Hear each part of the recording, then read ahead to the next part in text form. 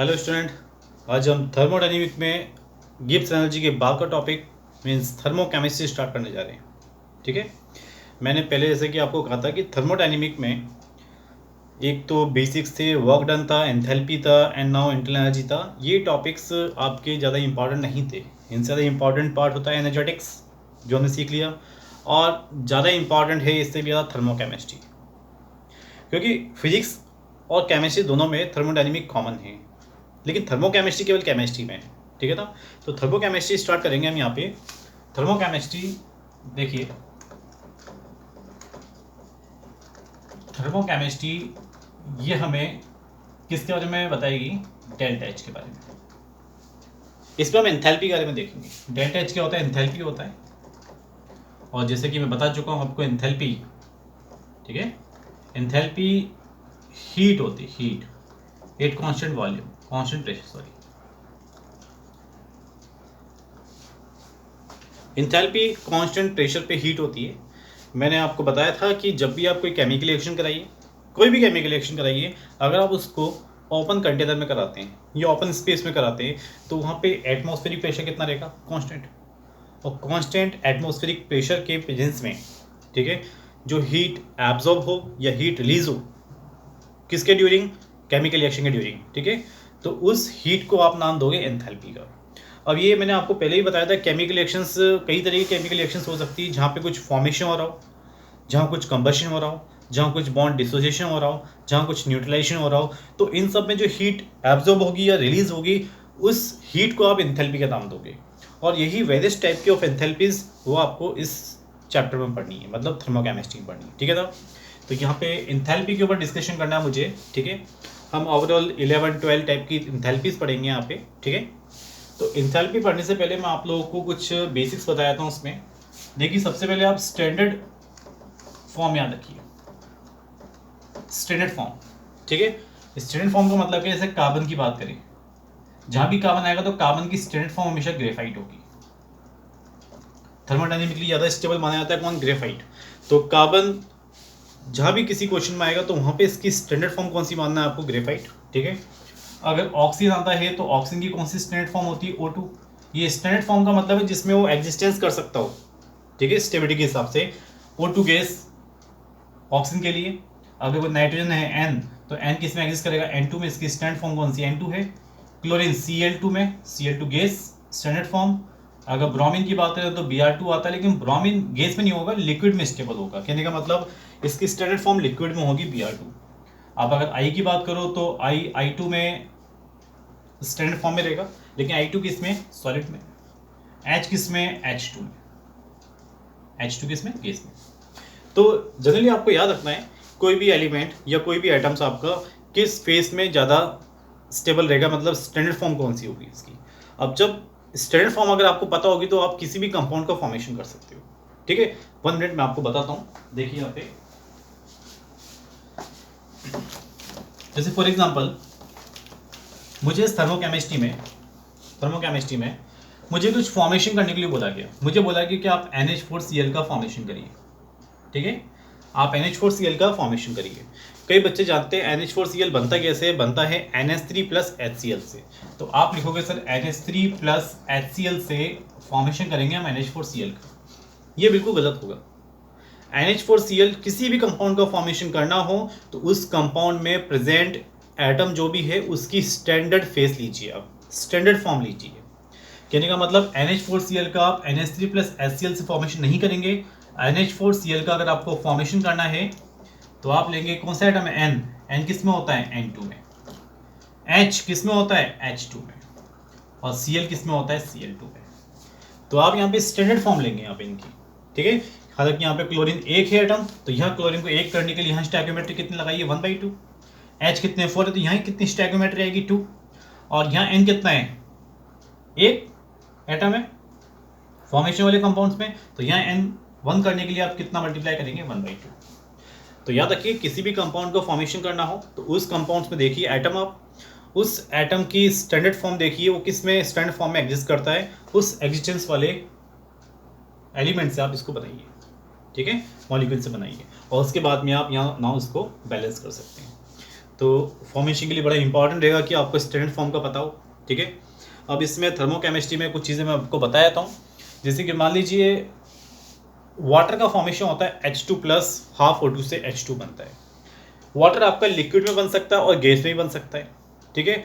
अगर इनकी फेस अलग अलग बन रही है, फेस अलग अलग होने का मतलब है लिक्विड में फॉर्मेशन हो रहा है और दूसरी जगह गैस में फॉर्मेशन हो रहा है वाटर का, तो दोनों के लिए जो हीट एब्जॉर्प्शन या जो हीट रिलीज होगा उनकी वैल्यूज भी अलग अलग होंगी। कहने का मतलब एंथैल्पी की वैल्यूज अलग अलग होंगी।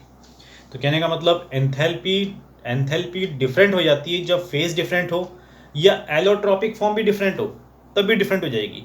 अगर आप कार्बन का कंबशन करते हैं और CO2 बनता है, कार्बन ग्रेफाइट का कंबशन करते हो, या अगर आप कार्बन डायमंड का कंबशन करते हो, या फिर आप कार्बन कोल का कंबशन करते हो, तो ये तीनों अलग अलग एलोट्रॉपिक फॉर्म है। तो यहाँ पर भी जो हीट रिलीज होगी या एब्जॉर्ब होगी, जो भी हम देखेंगे बाद में, उन हीट का वैल्यू या उन एंथैल्पी का वैल्यू भी डिफरेंट होगा, ठीक है। तो याद रखिए एंथैल्पी का वैल्यू एलोट्रॉपिक फॉर्म पे भी डिपेंड करेगा, ठीक है, और फेस पे भी डिपेंड करेगा कि फेस कौन कौन सी बन रही है, ठीक है। कभी भी याद रखिएगा, कभी भी डिफरेंट फेस में बनते हुए कंपाउंड्स की एंथैल्पी सिमिलर मत बोलिएगा, सिमिलर होती नहीं है, ठीक है। अब चलिए इसमें आगे चलते हैं। हम इस थर्मोकेमिस्ट्री के पहले टॉपिक पर आते हैं यहाँ पे, ठीक है। देखिए फर्स्ट आता है इसमें, first standard enthalpy for reaction. किसी रिएक्शन के लिए स्टैंडर्ड एंथैल्पी, ठीक है। इसका नोटेशन आप लेंगे डेल्टा H, ऊपर नोट लगाइए, और रिएक्शन। ये देखिए किसी रिएक्शन के लिए standard enthalpy of reactions, delta H reaction इस तरह लिखेंगे आप, ठीक है। और इसका डेफिनेशन ध्यान से देखना, इसका डेफिनेशन है हीट रिलीज या absorb during a chemical reactions, known as enthalpy for reactions। इस डेफिनेशन से आपको पता लग रहा होगा हीट रिलीज हो या एब्जॉर्ब हो ड्यूरिंग अ केमिकल रिएक्शंस। अब ये केमिकल रिएक्शंस कुछ भी हो सकती है, कुछ भी हो सकती है केमिकल रिएक्शंस, भले कंबशन की हो, भले फॉर्मेशन की हो, भले हाइड्रोजनेशन की हो, न्यूट्रलाइजेशन की हो, सॉल्यूशन की हो, हाइड्रेशन की हो, कुछ भी हो सकती है रिएक्शन ये। और रिएक्शंस में ये भी मेरे पास लिमिटेशन नहीं है कि कितने मोल हो, कितने ही मोल हो सकते हैं, 2 3 4 5 6 मोल, ठीक है। उसमें ओवरऑल जो हीट एब्जॉर्ब होगा या जो हीट रिलीज होगा, उस हीट को आप नाम दोगे क्या, एंथैल्पी फॉर रिएक्शंस, ठीक है। तो जैसे फॉर एग्जांपल मेरे पास आया C+O2 से CO2 बना हुआ है, ठीक है। ये सॉलिड में है, ये गैस में है और ये गैस में है। क्या आप सबको एक रिएक्शन दिख रहा है? बिल्कुल दिख रहा है, मुझे भी एक रिएक्शन दिख रहा है, ठीक है। इस रिएक्शन में जो हीट रिलीज होगा, हालांकि ये कंबशन प्रोसेस है इसलिए हीट रिलीज होगा, तो आप इस हीट को क्या बोलोगे, आप डेल्टा H रिएक्शंस। तो कहने का मतलब ये है कोई भी रिएक्शंस गिवन करे, कोई भी रिएक्शंस गिवन करे, उसमें हीट एब्जॉर्प्शन हो या हीट रिलीज हो, तो उस हीट को उस रिएक्शन के लिए क्या बोलोगे आप, एंथैल्पी फॉर रिएक्शंस, ठीक है। तो एंथैल्पी फॉर रिएक्शंस का मतलब समझ में आ गया होगा आपको, किसी भी रिएक्शंस के लिए हीट को डिफाइन करना, that is the enthalpy for reactions, ठीक है। अब मैं इन एंथैल्पीज को पेयर्स में पढ़ाता हूँ। कहने का मतलब ये है कि मैं 3 एंथैल्पी पहले आपको एक साथ पढ़ाऊंगा, उसके बाद फिर मैं 3 एंथैल्पी फिर पढ़ाऊंगा एक साथ में आपको, और उनके बीच में रिलेशंस भी बताऊंगा मैं आपको, ठीक है ना। तो रिएक्शन की एंथैल्पी आपने देखा, ठीक है, ये आपको पता लग गया। अब इसी से रिलेट करते हुए मैं एक एंथैल्पी को लेके आ रहा हूँ यहाँ पे, ठीक है। देखिएगा ध्यान से, ये देखिए standard enthalpy for formation, standard enthalpy for formations. इसका डेफिनेशन ध्यान से देख लीजिएगा, हीट रिलीज या absorb during formation of 1 mole substance from standard state.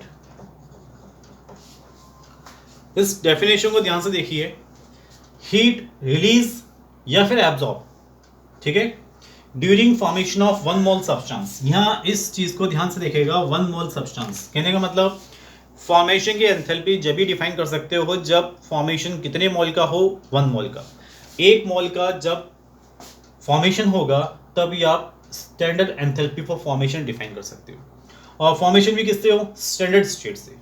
ठीक है, अब यहाँ पे बच्चों के माइंड में आता है कि सर फॉर्मेशन करते समय हमने तो जनरली ये सीखा है कि हीट रिलीज ही होता है, कुछ कुछ रिएक्शंस के लिए हीट का एब्जॉर्प्शन भी होता है। ठीक है, फॉर एग्जांपल हम बता दें जैसे कि N2 प्लस O2 से बनता है 2NO। ठीक है, N2 प्लस O2 से बनता है 2NO। ठीक है, फॉर्मेशन प्रोसेस हुआ, बट इसमें N2 के बीच में ट्रिपल बॉन्ड है, O2 के बीच में डबल बॉन्ड है, तो इनके बॉन्ड को तोड़ने के लिए हीट एब्जॉर्प्शन ज़्यादा होगा कंपेयर किसके, फॉर्मेशन के कंपेयर में। तो यहाँ पे ओवरऑल ये प्रोसेस एंडोथर्मिक बन जाती है, मतलब हीट का एब्जॉर्प्शन होता है। तो हमारे केमिस्ट्री में कुछ कुछ रिएक्शंस ऐसी हैं जहाँ पे आप कुछ फॉर्मेशन करोगे, उस फॉर्मेशन करने में प्रोसेस जो होगी वो एंडोथर्मिक भी बन जाएगी। इसलिए मैंने यहाँ पे केवल हीट रिलीज नहीं लिखा, मैंने हीट रिलीज या एब्जॉर्ब लिखा है। तो कभी क्वेश्चन है आपके सामने कि हीट ऑफ फॉर्मेशन या एंथैल्पी फॉर फॉर्मेशन ये क्या हो सकता है, तो आप बोलोगे मे बी पॉजिटिव और मे बी नेगेटिव, कुछ भी हो सकता है। ठीक है, तो यहाँ पे हम देखें, हमने आपको डेफिनेशन बताया, अब मैं इसका एक लॉजिक बताता हूँ आप लोगों को। देखिए मैंने यहाँ पे लिखा H2 प्लस हाफ O2 से बनता है H2। ठीक है, गैस गैस, ये देखिए H2 प्लस हाफ O2 से बनता है H2O लिक्विड बन गया। ठीक है, ये सभी बच्चों को एक रिएक्शंस दिखाई दे रही होगी, सभी बच्चों को रिएक्शंस दिखाई दे रही है, मुझे भी रिएक्शंस दिखाई दे रही है। तो इस रिएक्शन के लिए कुछ फॉर्मेशन हो रहा है, इस रिएक्शंस के लिए जो हीट रिलीज हो रहा है, इस रिएक्शन के लिए जो हीट रिलीज हो रहा है, उस हीट को आप बोलोगे डेल्टा एच रिएक्शंस। ठीक है, ओके क्लियर। मेरे पास पर्टिकुलर कोई मैंने रिएक्शन लिया, रिएक्शन दिखते मेरे माइंड में आया, जो भी हीट निकल रहा होगा उसको मैं क्या बोलूँगा, रिएक्शन एंथैल्पी, जैसे मैंने पहले बताया था आपको। ठीक है, अब मैं ये देखूंगा क्या यहाँ पे फॉर्मेशन, यहाँ पे जो फॉर्मेशन हो रहा है क्या वो 1 मोल सब्सटेंस का हो रहा है, बिल्कुल 1 मोल सब्सटेंस का हो रहा है। और फॉर्मेशन जो हो रहा है क्या वो स्टैंडर्ड फॉर्म से हो रहा है, ये देखिए H2 एक स्टैंडर्ड फॉर्म है, O2 भी एक स्टैंडर्ड फॉर्म है। स्टार्टिंग में बताया था मैंने, जब स्टैंडर्ड फॉर्म से फॉर्मेशन हो रहा है वो भी कितने मोल का, 1 मोल का, तो आप बोल सकते हो हाँ सर यहाँ पे हम डिफाइन कर सकते हैं डेल्टा एच फॉर्मेशन, मतलब फॉर्मेशन एंथैल्पी। किस फॉर्मेशन एंथैल्पी, वाटर के फॉर्मेशन एंथैल्पी। तो जो रिएक्शन एंथैल्पी है उसको आप फॉर्मेशन एंथैल्पी बोल सकते हो। ठीक है, लेकिन अब देखिए आगे यहाँ पे C प्लस O2 से बनता है CO2। ठीक है, एक एग्जांपल हो जाऊँ मैं यहाँ पे, C प्लस O2 से बनता है CO2 gas, gas now gas, ये G फॉर गैस है, याद रखिएगा। ठीक है, ये सभी बच्चों को दिखाई दे रहा होगा कि ये एक रिएक्शन है, मुझे भी दिख रहा है एक रिएक्शन है। तो इस रिएक्शन में जो हीट रिलीज हो रहा होगा उसको आप बोलोगे डेल्टा एच रिएक्शन। ठीक है, किसी पर्टिकुलर रिएक्शंस के लिए जो हीट रिलीज हो या एब्जॉर्ब हो उसको क्या कहते हैं हम, एंथैल्पी फॉर रिएक्शंस। तो मैंने यहाँ पे लिख दिया एंथैल्पी फॉर रिएक्शंस। ठीक है, अब मैं ये चेक करूंगा क्या यहाँ पे फॉर्मेशन के एंथैल्पी में डिफाइन कर सकता हूँ क्या, तो ये बताइए फॉर्मेशन कितने मोल का हो रहा है, 1 मोल का, मतलब 1 मोल सब्सटेंस का फॉर्मेशन हो रहा है। चलो मैं एक स्टेप पार कर गया, लेकिन फॉर्मेशन किससे होना चाहिए, स्टैंडर्ड स्टेट से। ऑक्सीजन की स्टैंडर्ड स्टेट तो है O2 गैस, क्या कार्बन की स्टैंडर्ड स्टेट है, नहीं, क्योंकि कार्बन की स्टैंडर्ड स्टेट क्या होती है, ग्रेफाइट होती है, जबकि यहाँ पे उसने C गैस दे रखा है, जबकि क्या होना चाहिए था, C सॉलिड होना चाहिए था, वो भी किसमें, ग्रेफाइट में होना चाहिए था। तो यहाँ पे स्टैंडर्ड फॉर्म नहीं है, ये G मतलब गैस दे रखा है, और कार्बन की स्टैंडर्ड फॉर्म सॉलिड में ग्रेफाइट में होती है। तो जब स्टैंडर्ड फॉर्म नहीं है तो आप बोलोगे डेल्टा एच रिएक्शन इक्वल नहीं होगा delta H not formation of CO2 के। तो आई थिंक आपको समझ में आ रहा होगा। ठीक है, कोई भी पर्टिकुलर रिएक्शन दे, उस रिएक्शन में हीट रिलीज हो या एब्जॉर्ब हो, उस हीट को हम नाम देंगे एंथैल्पी फॉर रिएक्शंस। लेकिन वो फॉर्मेशन के इक्वल हो जाए ये जरूरी नहीं है। इक्वल होने के लिए आपके पास 2 कंडीशन का होना जरूरी है, 1 मोल सब्सटेंस बने, और बने भी तो किससे बने, स्टैंडर्ड स्टेट से बने। ठीक है, अगर ऐसा होता है तो डेल्टा एच रिएक्शन को आप डेल्टा एच फॉर्मेशन के बराबर बोलिए, नहीं होता तो इक्वल नहीं होगा। ठीक है, अब यहाँ पे हम देखें, ये देखिए एक और एग्जांपल बताता हूं मैं आप लोगों को। मैंने दिया यहाँ पे एक एग्जांपल हो रहे NH3 प्लस HCl से बनता है NH4Cl। ठीक, गैस गैस गैस बन गया। ठीक है, NH4Cl सॉलिड में होता है, वैसे मैंने गैस लिख दिया, कोई दिक्कत नहीं है यहाँ पे। ठीक है, अब मुझे कोई पर्टिकुलर रिएक्शंस मिला, ये रिएक्शंस मेरे पास है, तो बोलूँगा इस रिएक्शन में जो भी हीट रिलीज हो रहा होगा उसको बोलोगे आप डेल्टा एच रिएक्शन, मतलब कि रिएक्शन की एंथैल्पी। लेकिन क्या ये सही है कि इस रिएक्शन की एंथैल्पी को मैं फॉर्मेशन की एंथैल्पी बोलूँ? मुझे चेक करना पड़ेगा। फॉर्मेशन हो तो रहा है कंपाउंड का, कितने मोल का? 1 मोल का, लेकिन क्या ये स्टैंडर्ड फेज से हो रहा है? नहीं। स्टैंडर्ड स्टेट कब होती है? जब N यहाँ पे N2 होता, H के लिए यहाँ पे H2 होता और Cl के लिए यहाँ पे Cl2 होता। तो यहाँ पे स्टैंडर्ड फेज नहीं है, इसलिए आप बोलोगे डेल्टा H रिएक्शंस इक्वल नहीं है delta H formation of NH4Cl not equal to. समझ में आया आपको? तो याद रखिए फॉर्मेशन की एंथैल्पी डिफाइन करने के लिए दो ही आपको चाहिए पॉइंट्स। पहला क्या चाहिए पॉइंट्स आपको कि स्टैंडर्ड फेज से बना हो, दूसरा 1 मोल सब्सटेंस बने। ठीक है, आगे देखिए एक और एग्जांपल हम बताते हैं आपको। यहाँ पे ये देखिए N2 प्लस 3H2 से बनता है 2NH3, गैस गैस गैस। ये एक हैबर प्रोसेस है, अमोनिया का फॉर्मेशन। ठीक है, N2 प्लस 3H2 से बनता है 2NH3। ये आपको रिएक्शन दिखाई दिया, तो रिएक्शंस के लिए आप हीट को बताएंगे डेल्टा एच रिएक्शंस। इस पर्टिकुलर रिएक्शंस के लिए जो भी हीट रिलीज हो रहा होगा उसको आप बोलोगे डेल्टा एच रिएक्शन, मतलब रिएक्शन की एंथैल्पी। ठीक है, लेकिन क्या ये फॉर्मेशन एंथैल्पी के इक्वल होगा या नहीं होगा वो मैं चेक करता हूँ। स्टैंडर्ड स्टेट से तो फॉर्म हो रहा है, बट क्या ये 1 मोल बन रहा है? नहीं। अगर 1 मोल बनता तब मैं बोल सकता था हाँ ये फॉर्मेशन एंथैल्पी हो सकती है, मतलब ये इक्वल नहीं होगी delta H formation of NH3। Delta H reaction equal नहीं होगा delta H formation of NH3 के। ठीक है, बट मैं यहाँ पे ये देख सकता हूं कि 1 मोल सब्सटेंस फॉर्मेशन होना स्टैंडर्ड एंथैल्पी पर फॉर्मेशन कहलाता है, बट यहाँ पे कितना मोल फॉर्म हो रहा है? 2 मोल। तो कहने का मतलब क्या होगा यहाँ पे कि जो फॉर्मेशन की एंथैल्पी है, वो फॉर्मेशन की जो एंथैल्पी निकलेगी वो ट्वाइस निकलेगी। क्यों? क्योंकि 1 मोल के लिए डिफाइन होती है, 2 मोल के लिए कितनी हो जाएगी? ट्वाइस हो जाएगी यहाँ पे।